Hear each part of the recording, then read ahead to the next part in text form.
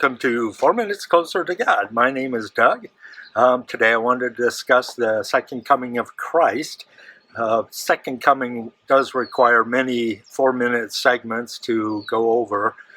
There are teachings and entire books and encyclopedias about the subject, so we'll just touch on a few things. The first topic that I wanted to get into was the fact that the Son does not know when he will return. And so we have a second coming of Jesus, the second person of the Trinity, God the Son, who will be instructed by God the Father when to return. And it's interesting to note that the Son does not know everything, even though he is God. And so how literally we take this would depend on really knowing inside the mind of God to be able to understand that. But for us now, the cultural and historical framework of the idea is helpful. And so in that time when a young man, the bridegroom or prospective bridegroom, was going to get married, he would find his virgin bride, prospective bride, and he would begin arrangements with the family to begin their life together. And so in this case, the son would build a home, typically attached to the father's house, and that place would be where the life of the two would begin together. And so the son, being anxious to be with his bride, would hurry through the project.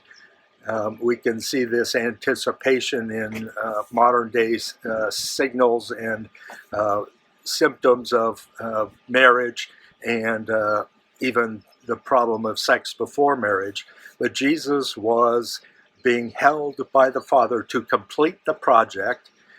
In my Father's house are many dwelling places. So he was creating this dwelling place in order to have a fit place for the marriage feast, the Feast of the Lamb, where the bridegroom and the bride are in this consummation state, which for us is the physical side, but for them it's deeply spiritual.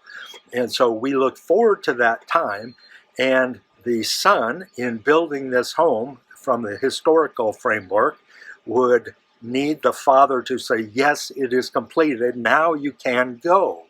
And so the son does not know when the project is completed in such a way that he could then go get his bride and bring her back for the marriage feast, and then for the bridegroom, the best friend of the bridegroom, to stand outside the door and say, the marriage is completed.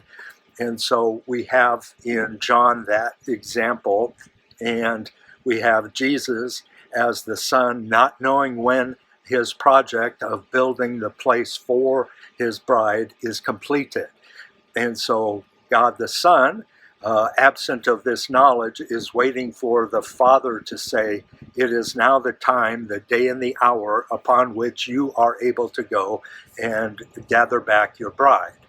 And so in this historical framework, we get a sense of what God the Son is doing in preparation for us to join him.